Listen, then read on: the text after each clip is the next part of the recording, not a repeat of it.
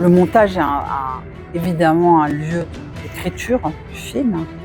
C'est un lieu où on réécrit parfois le film, où on cherche, où on affine, où on va plus loin dans ce qu'on avait prévu, ou parfois même on peut changer de d'avis. Donc c'est une étape importante, c'est-à-dire que la longueur des plans, le rythme, les silences, le temps qu'on laisse aux gens fait partie intégrante évidemment de l'écriture.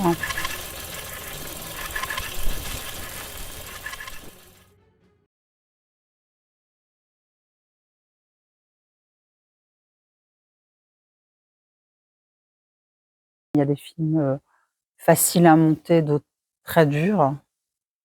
Les films chorales sont des films souvent durs. À côté a été un film difficile à trouver parce qu'il faut imposer dès le départ comme ça qu'il va y avoir une chorale de personnages et voilà, et en même temps il faut bien démarrer sur quelqu'un. Donc c'est des films difficiles et longs.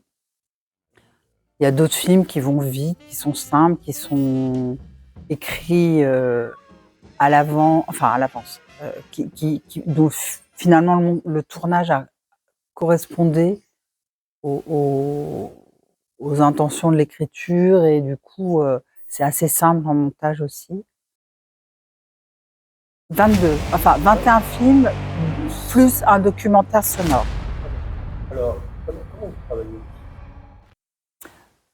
Le son, un peu comme à l'image, même si pas tout à fait quand même, parce que comme il n'y a pas l'image, il faut réussir à faire entendre l'espace ou l'action, et ça demande voilà, vraiment une autre façon de se positionner, mais sur l'approche des gens, la façon de les tourner, puisqu'on parle aussi de tournage, hein, c'est la même, c'est pas si différent.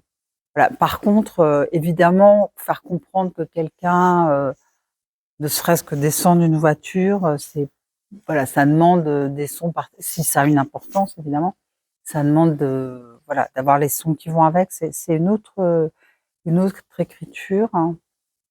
Et puis j'ai fait ce documentaire sonore à France Culture avec Nathalie Battus, euh, voilà, qui est quelqu'un d'exceptionnel à l'écriture sonore, c'est-à-dire qu'elle a vraiment ajouté une patte, un truc assez formidable au son. Ça veut dire que travaille de la même façon qu'avec l'image. Pas tout, non, on travaille pas de la même façon. Euh, En plus, à France Culture, moi, j'ai pas réussi encore à m'y faire. Moi, je m'appelle productrice et les monteurs et qui font le travail sonore, enfin ce qu'on appellerait monteurs et ceux qui font le travail sonore s'appellent les réalisateurs. Donc c'est très déconcertant. Donc non, on travaille pas pareil, on travaille pas pareil. Mais le rapport aux gens, l'histoire qu'on raconte, c'est pareil. Voilà. Ah oui, c'est super, c'est super. Moi, j'adore le son parce que je crois le son a évidemment une capacité d'imaginaire plus grande que quand il y a du son et l'image, hein. Et je crois que c'est quand même assez difficile d'être indécent au son. Je pense que je ne sais pas si on peut être indécent au son. Parce que ça crée une place à l'imaginaire, à l'auditeur qui n'est pas la même. Je ne voulais pas devenir réalisatrice, donc je ne me suis pas posé la question du choix. Enfin, c'est pas que je ne voulais pas, c'est que je n'y avais pas pensé. C'était pas. Voilà, j'ai fait des études de droit, voilà, c'était pas dans mon champ de possible, disons. Donc c'était un peu par hasard parce que j'ai travaillé dans l'humanitaire, puis du coup après je me suis retrouvée sur un film sur les réfugiés, puis voilà, de fil en aiguille, j'ai fini, enfin où j'ai commencé plutôt à Varan, à faire un film qui est montré ici, qui s'appelle Scène de ménage avec Clémentine. Mais ce film là, je crois qu'avant de faire de vraiment mettre la main à la pâte, je pensais pas non plus devenir réalisatrice. C'est parce que j'ai pris un plaisir inouï à faire ce film, que Arte l'a acheté, que je me suis dit que j'allais devenir réalisatrice. Donc voilà, C'est encore plus je dur me pour suis nous. Parce que nous, on mange tout dehors, jetée on gère les dans le papiers, on gère les gosses, documentaire on gère et le tout. documentaire de cinéma Qu'est-ce direct, qu'ils ont à faire? Ils restent dans leur sans me cellule, poser de bon, ils questions. réfléchissent à leurs conneries, ça c'est sûr. J'y suis restée parce que j'y suis bien, parce que je crois que j'aime énormément le rapport à l'autre et qu'il me permet d'avoir un rapport à des gens que peut-être je croiserais pas dans la vie ou j'oserais pas aller voir. Enfin, le documentaire est aussi un prétexte à rencontre. Mais comment est-ce que vous voulez donner l'espoir à un homme qui est déjà tué en lui-même? Vous lui mettez 25 ans de prison et vous espérez qu'il en sorte meilleur? Mais c'est impossible. Si vous tuez l'espoir, vous tuez l'homme. Il en sort pire. C'est tout simple. Vous créez des fauves. Vous créez des fauves. Bon, je suis plutôt de l'école du cinéma direct. Voilà, donc là, les gens dont je serais proche comme écriture, c'est Pierre Simon, Nicolas Philibert, c'est plutôt de ce côté-là, hein. Même si je m'interdis pas la mise en scène. Dans le dernier film, j'en ai fait pas mal. Voilà. Et puis surtout, j'aime bien chercher des choses différentes à chaque fois.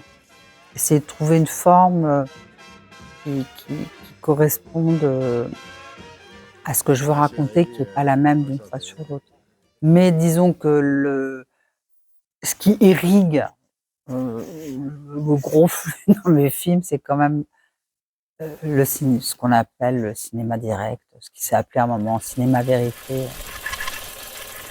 Je crois que tout est politique dans la vie, donc enfin, je crois pas qu'il y ait grand chose qui échappe aux politiques. Donc un film sur lequel on passe 1 an, 2 ans, 3 ans, 4 ans, voilà, il faut que ça raconte quelque chose. Et je crois qu'effectivement, enfin, là, le fait de revoir les films et tout ça, c'est vrai que je raconte toujours un peu la même histoire.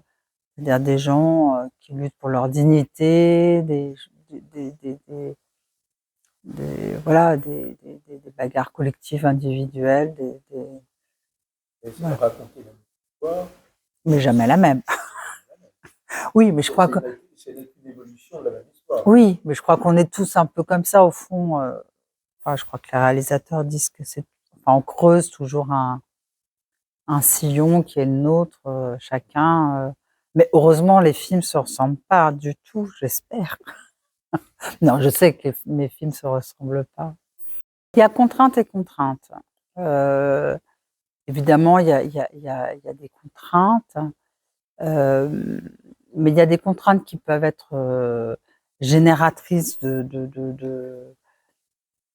liberté, en fait, qui peuvent permettre de trouver des écritures, des choses, d'aller plus loin, voilà, d'imaginer des dispositifs auxquels on n'aurait pas pensé. Donc ça, c'est des contraintes fécondes. Et il y en a vraiment, il y en a heureusement souvent. Et puis il y a les contraintes là qui consistent à couper un peu les ailes, à essayer de couper ce qui dépasse ou voilà, de faire rentrer dans le moule. Et ça c'est plus difficile. Moi, tant bien que mal, je crois que j'ai réussi à peu près enfin, j'ai bataillé parfois, mais ça va, quoi. J'ai pas de, mais parfois j'ai quelques regrets sur certains films, oui, pour être sur les trucs un peu bateaux auxquels tout le monde est confronté, je crois. C'est par exemple la volonté qu'il y ait une voix off sur les films, des choses comme ça, qui sont en général enfin, qui a des voix off magnifiques, hein. C'est évidemment si on pense à Chris Marker, voilà, mais moi je sais pas faire des voix off à Chris Marker et voilà. Mais du coup, voilà, cette exigence-là est souvent faite pour un peu.